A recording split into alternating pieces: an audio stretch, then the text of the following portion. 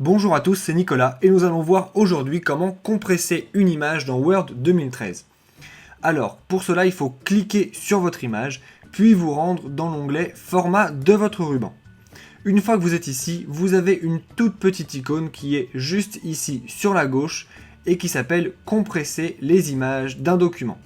Alors, compresser une image, avant d'aller plus loin, à quoi ça sert? Ça sert tout simplement à avoir un document qui va être moins lourd en termes de taille sur votre ordinateur.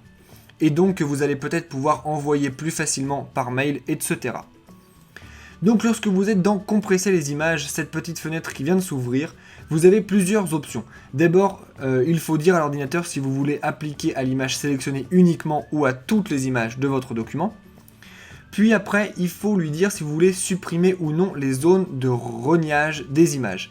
Quand vous avez rogné une image par exemple, effectivement vous avez la zone qui est affichée, mais l'ordinateur et le document se souvient qu'il y a aussi une zone qui est masquée. Lorsque vous faites supprimer les zones de rognage, eh bien l'ordinateur oublie qu'il y a cette zone qui est cachée et donc toute cette zone que vous avez rognée ne pèse plus de poids dans votre document. Une fois que vous avez fait ça, vous pouvez aussi compresser à nouveau l'image, mais ce qui est complètement visible ici. Pour ça, vous avez plusieurs modèles différents, vous avez 4 options. Soit la sortie cible est l'impression, dans ce cas-là, vous allez compresser un petit peu votre image. Soit c'est un écran, dans ce cas-là, vous allez compresser un petit peu plus votre image. Soit c'est en messagerie électronique, et là, vous allez compresser encore plus votre image. Vous pouvez aussi utiliser la dernière option, c'est celle qui est recommandée par Word, qui est utiliser la résolution du document.